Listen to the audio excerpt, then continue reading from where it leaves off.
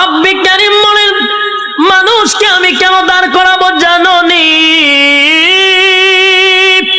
দুনিয়ার জমিনে পরীক্ষা দিছিলি, আমি আল্লাহ সেটার রেজাল্ট তোর হাতে ধরায়া দিব। মানুষ গিয়া জমা হবে হাসরের মাঠে, কেউ পানি পান করবে, কেউ কলিজা পাটা পিপাসা লইয়া হাসরের মাঠে দাঁড়ায়া থাকবে। একদিন নয় রে, 2 দিন নয়, 50,000 বছর দাঁড়ায়া থাকতে হবে।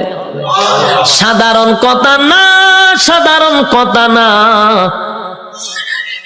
পানির পিপাসায় জিহ্বা কুকুরের মতো বাহির হবে।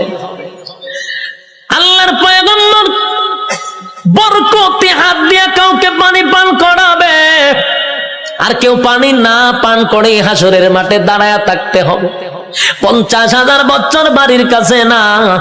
সূর্যের তাপে মানুষের মাথার মগজগুলি গলে গলে পড়বে, জিহ্বাটাও বাহির হবে।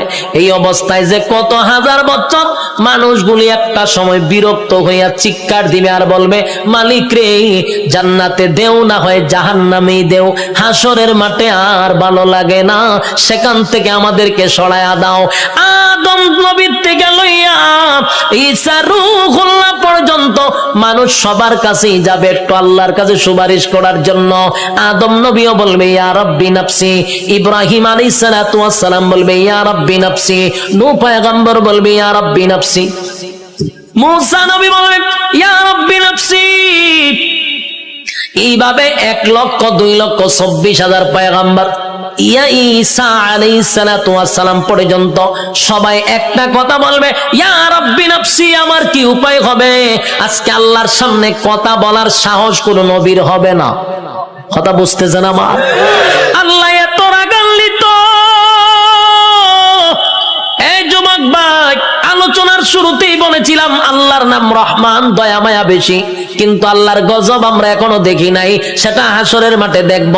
আল্লাহ সেদিন কাহার রূপ নিয়ে দাঁড়াবে, সেদিন আল্লাহর সামনে কথা বলার সাহস কোন নবীরাও পাবে না, শুধুমাত্র কেবলমাত্র আমাদের নবী ছাড়া। আদম নবীর থেকে লইয়া ঈসা রূহুল্লাহ পর্যন্ত একটা কথাই বলবে, ইয়া রাব্বি নাফসি। আমার কি উপায় হবে গো? আল্লাহ খালি তর্জন আর গর্জন দিবে, তর্জন আর গর্জন দিবে, আর বলবে নাফরমানরা আমার নিয়ামত খাই আমার নাফরমানি করছস, আজকে দাঁড়া, কেউ কথা বলবে কিনা?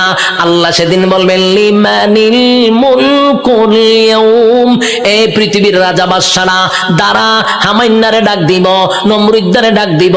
আল্লাহ সেদিন